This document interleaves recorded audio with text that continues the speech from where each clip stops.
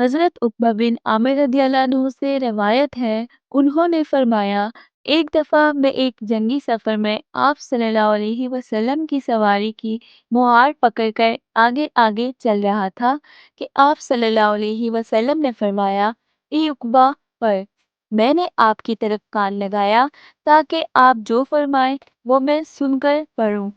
پھر کچھ دیر کے بعد فرمایا، اے عقبہ پر میں پھر متوجہ ہوا، آپ نے تیسری مرتبہ پھر یہی فرمایا۔ میں نے عرض کی، کیا پڑھوں؟ آپ صلی اللہ علیہ وسلم نے فرمایا، سورہ قل هو اللہ احد۔ پھر آپ نے آخر تک سورت پڑھی۔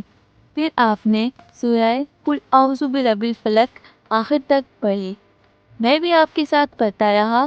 پھر آپ نے سورہ قل اعوذ برب الناس آخر تک پڑھی۔ میں بھی آپ کے ساتھ پڑھتا رہا۔ پھر آپ نے فرمایا، کسی شخص نے ان جیسی صورتوں یا کلام کے ساتھ اللہ تعالیٰ کی پناہ حاصل نہیں کی۔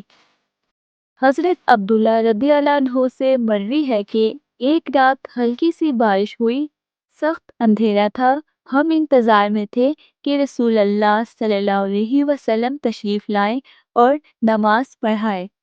پھر رسول اللہ صلی اللہ علیہ وسلم نماز کے لیے تشریف لائے اور مجھے فرمایا، پڑھ۔ میں نے عرض کیا، کیا پڑھوں؟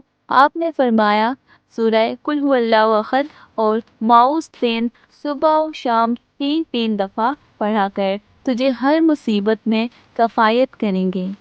اللہ تعالیٰ ہمیں ان حدیث مبارکہ پر عمل کرنے اور اپنی زندگیوں کو سنوارنے کی توفیق عطا فرمائے، آمین۔